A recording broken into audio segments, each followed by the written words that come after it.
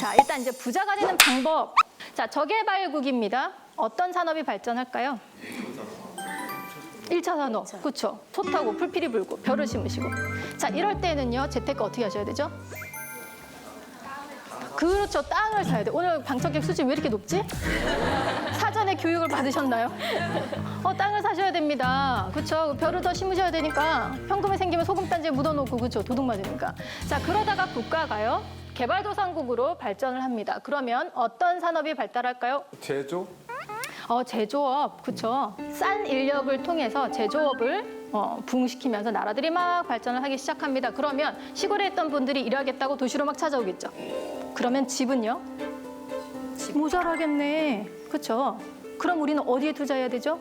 부동산. 주택, 아파트 뭐 이런 거에 투자를 하시면 되겠죠. 그리고 금리는 어떨까요? 왜 높을까요? 빌리는 사람 많으니까. 돈을 빌리는 사람이 많으니까요. 그래서 대출을 해달라고 하는 기업들도 많을 테고, 그래서 대출을 해줘야 되니까 금리가 높다라고 생각을 하실 수도 있겠지만, 결국은 개발도상국들은요, 국가의 신용도가 좋지 않습니다, 그렇죠? 그래서 그 투자를 유치를 할 때, 돈을 빌려올 때는 높은 이자를 줘야지만 돈을 빌려줍니다. 그래서 정책적으로 고금리를 쓸 수밖에 없죠. 그러면 개발도상국에서 우리 재테크 어떻게 하셔야 돼요? 저축. 적금하시면 돼요. 묻지마 예적금입니다. 아까 80년대 우리 몇 퍼센트? 24% 혹은 10몇 퍼센트. 그러니까 개발도상국일 때는 예적금 하시고 집 사면 부자가 되셨죠. 그러던 시절이었어. 근데 이 나라가 이제 선진국으로 발전하면요, 어떤 산업이 발달할까요? 서비스업, 첨단 산업, 그렇죠? 이런 것들이 발달을 하게 됩니다. 그리고 금리는요? 떨어져요. 금리는 저금리입니다. 그리고 기업들은 글로벌리 성장합니다. 자, 그럼 이런 금융 경제 환경에서 여러분들은 재테크를 어떻게 하셔야 되죠? 주식. 투자를 하시거나 이렇게 하셔야 돼요. 근데 어떻게 하고 계세요?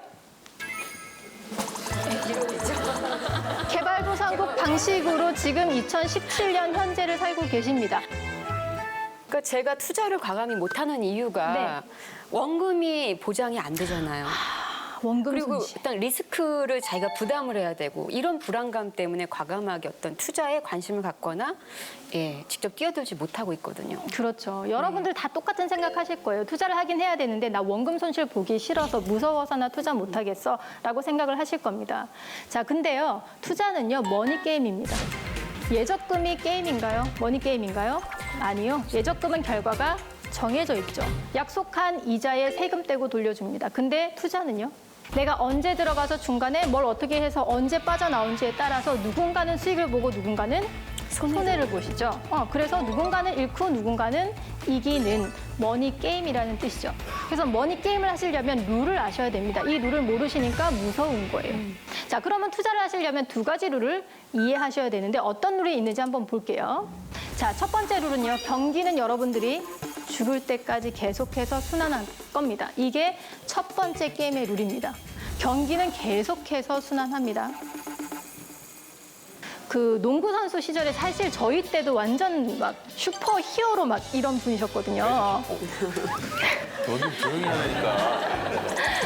네, 그렇게 대단하셨던 우리 선수였지만 혹시나 침체기 같은 것들이 있으셨을까요? 부상당하거나 그래서 예전만큼 경기력이 안 올라올 때가 있는데 그럴 때는 좀 침체기였다가 부상이 또 회복되면 좀 좋아졌다가 이런 걸 많이 겪었죠. 경기도 마찬가지입니다. 경기도요, 좋아질 때가 있으면 나빠질 때도 있고요. 나빠졌으면 다시 좋아지기도 해요. 두 번째 룰이 있습니다. 두 번째 룰은 위기는 반복해서 온다입니다. 사람들이요, 10년에 한 번씩 위기가 온다 막 이런 얘기를 하죠. 주글라 파동에 의해서 10년에 한 번씩 위기가 옵니다라는 설이 있습니다. 근데 그것은 꼭 그렇게 맞아 떨어지는 법칙이라고 얘기할 수가 없습니다. 혹시 IMF 기억나세요? 네. 우리가 좀 연식이 기억하는 연식들이시죠. 여기는. 그다음에 2008년에 뭐가 있었죠? 미국발 금융위기가 있었습니다. 그러면 2018년에도 무엇인가 하나 오지 않을까라고 예측들은 하고 계시나 꼭 2018년에 온다라는 보장은 없다라는 거예요. 당연히 앞뒤로 몇 년 동안 오차가 있을 수 있고요. 하지만 변하지 않는 사실은 경기가 순환하는 한 금융위기는 반복해서 온다라는 것은 변함이 없다. 그 갭이 10년이든 8년이든 20년이건. 자, 그러면 금융위기가 온다라는 두 번째 룰이 왜 중요한데? 자, 부자들은요 이렇게 얘기합니다. 오래 살아야 된대요. 왜요? 돈 써야 되니까. 네? 돈 쓰다가 죽어야 돼. 돈 쓰다가 죽으려고. 돈을 쓰다가 죽으려고 오래 살아야 돼요. 왜냐면 젊을 때는 모으느라 돈을 많이 못 쓰니까 나이 먹어서 좀 그 돈으로 여유를 즐기고 이제 그래야 조금 살만한데 내가 죽으면 안 되니까. 네, 억울할 것 같아요. 이제 노하우를 알았으니까 네. 이제는 벌 일만 남았다고 더 많이 벌고 싶어 벌 수 있다고 생각하시는 거 아닐까요? 네. 돈 벌 기회가 앞으로 더 많이 남았는데 돈을 쓰려고 하거나 혹은 내가 있는 노하우를 이용해서 더 많이 벌 수 있으니까 난 오래 살아야 된다라고 말씀하셨는데 다 맞는 대답이겠지만 이분들이 오래 살아야 된다라고 하는 이유는요. 금융위기를 내가 남은 인생 동안에 몇 번 더 겪느냐에 따라서 내가 다음 위기까지 겪으면 내 자식이 먹고 살 것까지 만들어 놓고 갈 수 있고 그 다음 위기까지 겪으면 내 손주가 먹고 살 것까지 만들어 놓고 갈 수 있어. 그러니까 나는 오래 살아야 돼. 몸은 아파도 정신은 멀쩡하게. 이렇게 말씀하시는 거예요. 우리는 금융위기가요. 고통입니다. 그렇죠? 가장들은 회사에서 내몰리고 빚은 불어나고 굉장히 고통스러운 시기라고 생각하실지 모르겠지만 부자들한테는요. 빅셀 찬스가 오는 거예요. 그래서 금융위기는요. 투자를 하시는 분들한테는 고통이 아니라 기회라고 생각하셔야 돼요. 이 금융위기가 얼마나 대단한 기회냐면 이 위기를 한번 지나가고 나면요. 부자들끼리 자기들 순위도 바뀔 만큼 그만큼 대단히 큰 기회가 오는 겁니다. 그래서 우리는요. 부자들처럼 앞으로 내가 경제 활동을 하는 시간 동안에 경제 위기가 몇 번이나 더 올까를 재단하셔야 돼요.